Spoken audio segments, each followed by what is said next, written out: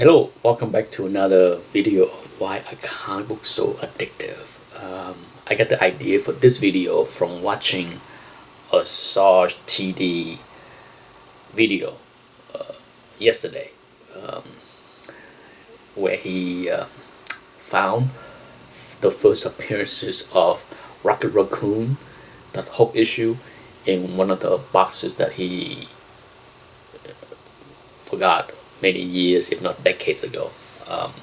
And often, for many of us who have been in the hobby for decades, we tend to forget what we bought and occasionally found something that we didn't even realize that we have. For many of you that follow my channel long enough, it's been well told that I'm pretty much left the hobby in 93, 94, mainly because, after I graduated from grad school, I just didn't have the time. I was beginning my professional career in Portland, Oregon, and I was busy with work, busy with dating, busy with life. And I found myself not reading, not caring about what I picked up at the LCS at the time. And I have always told myself, even before that point, that if I stop reading it, I'm going to stop buying it, because I have always been the type of collectors that buy and read.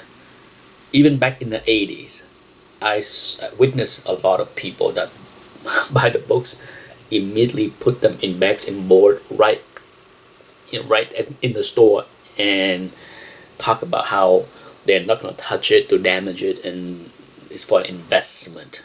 Even in the early 80s, I heard of that kind of I heard and saw that kind of collectors, but that was not me. I have always been the guy that if I don't read something, I'm not going to buy it. So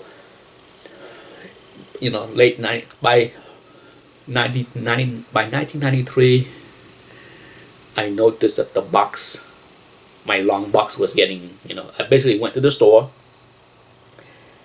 grabbed my pull list once a month. I couldn't even bother to go weekly anymore. I care less and less and less, and I didn't even bother to put them in bags and board. I literally, they all came in this brown bag, the typical brown bag that most of us are familiar with.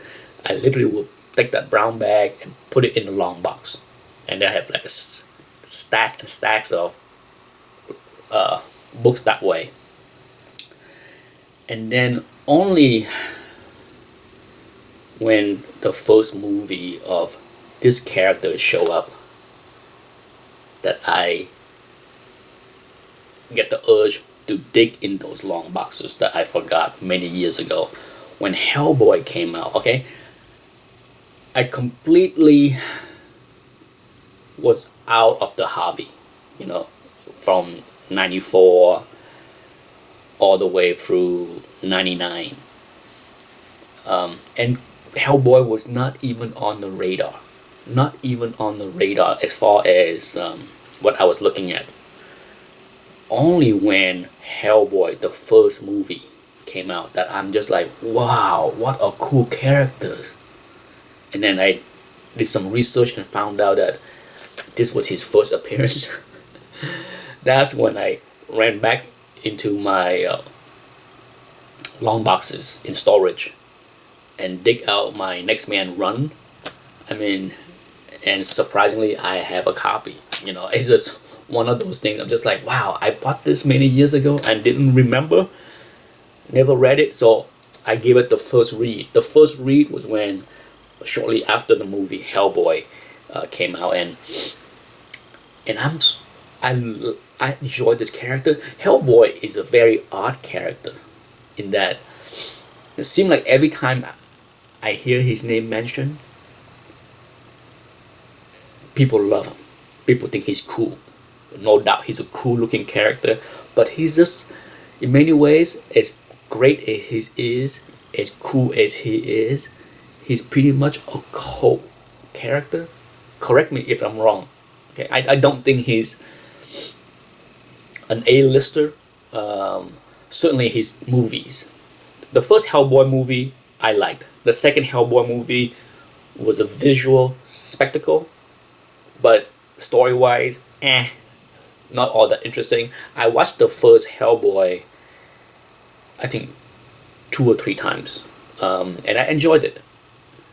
I liked it, but to me, that both movies was not a financial success. If you look it up on how much Hellboy, the first movie and the second movie made, you will be shocked at how low the numbers are. I don't have it. I didn't pull it up to look, but I remember a few months ago, I looked at it and I'm just like floored at how low the numbers, the box office number was for Hellboy.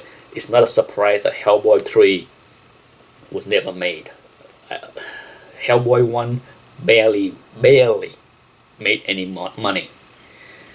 Enough to greenlit the Hellboy 2, and then Hellboy 2 didn't make the money.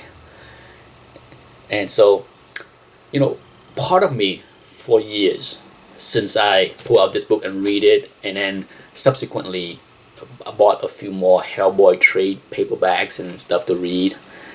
As much as I think he's an awesome character, I think his look, his name, everything, and his supporting cast is neat as well. I just felt that he just his universe lack a bunch of great villains, like many great characters.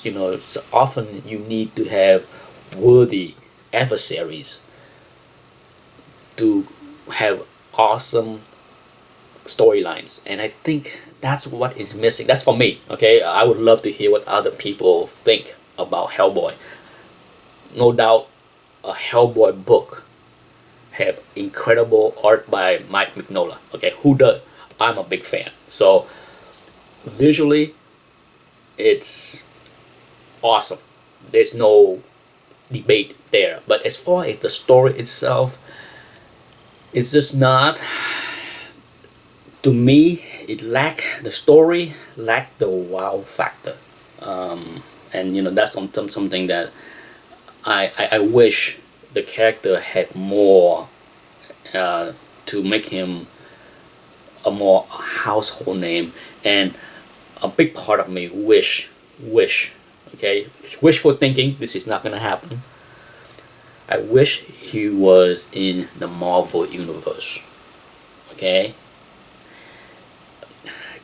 I can imagine how great this character would fit in to the Marvel universe, and the interaction he can have with so many other characters and villains. It would have been awesome.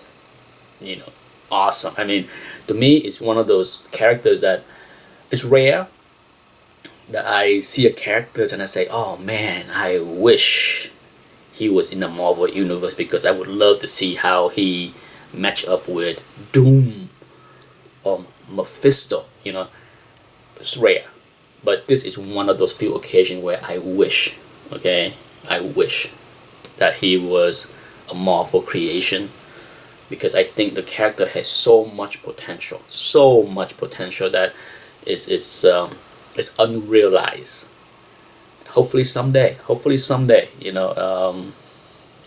something great will be created for him so that he can be great again. Anyhow, that's it for this video. Thanks for watching.